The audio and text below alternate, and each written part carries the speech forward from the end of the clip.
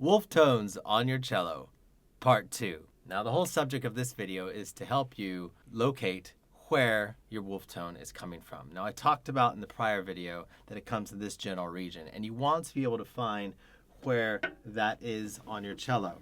And I pinpointed it is with this spot right here. But let's go back in reverse and let's start from the beginning. And this is a little trick I learned from my luthier in California. They take sawdust. So you need to find some sawdust. You need to go out there and chop some wood. Most of us don't have access to that, but you do have various forms of powders in your kitchen. Sugar, salt, flour. Now we don't recommend sugar or salt because sugar is sticky and salt is abrasive. But flour is just the right consistency. It needs to be light and needs to be able to something that you can sprinkle on your cello and easily wipe off. So take a little bit of this flour, and I suggest you put on a glove because it does get messy. So take your glove, have some flour, and take your cello, put it on your lap, and you're going to lightly cover this area of your cello with some flour, okay?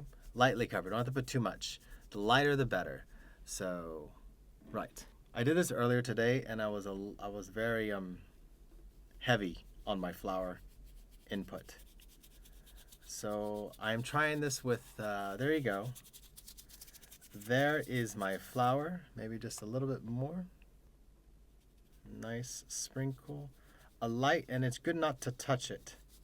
So this is what they do with sawdust at the luthier, and they put it in an area like this. Okay, now that's there, you need to be able to find your wolf tone.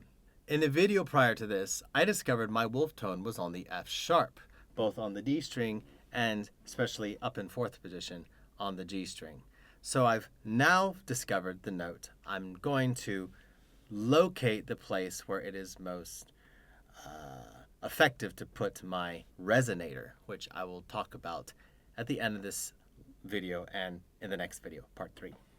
So you have to be clever with your playing. You have to find your F sharp. I'm going to do on the G string here.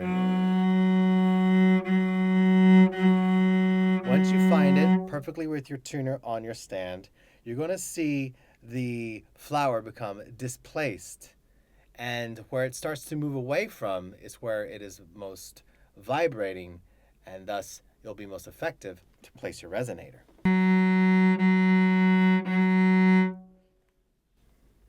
I'm starting to see some results. What I'm going to do is it's sort of bunched up in this area, and so I'm going to sort of do this right here and see if this helps out at all. I'm going to just put it right there. It looks like it's shaking in this area right here.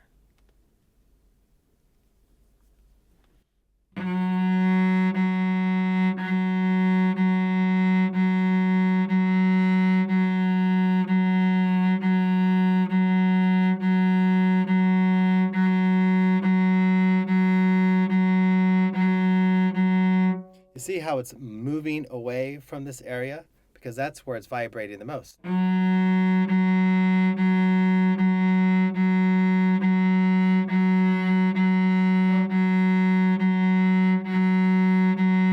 I'm looking right here. I think that is the ideal spot.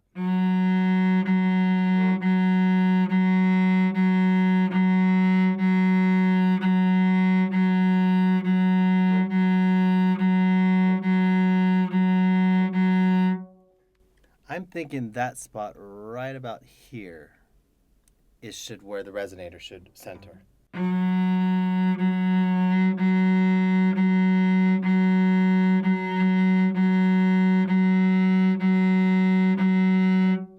Yes, about this spot, because it's not really moving around so much on the other sides, but it's definitely moving around here in this area. It's not an exact science.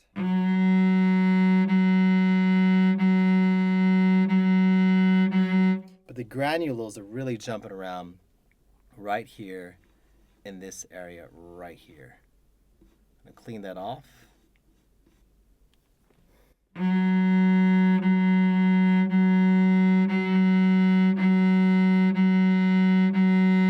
And if you're right on target, you'll notice it starts to move away from the spot you've cleared. And so that is a telltale sign you have located the best area to place your resonator on your cello. Now that your cello is covered in flour, then you just need to remember where that is and mark that area with your resonator. So there are different types of resonators that are available.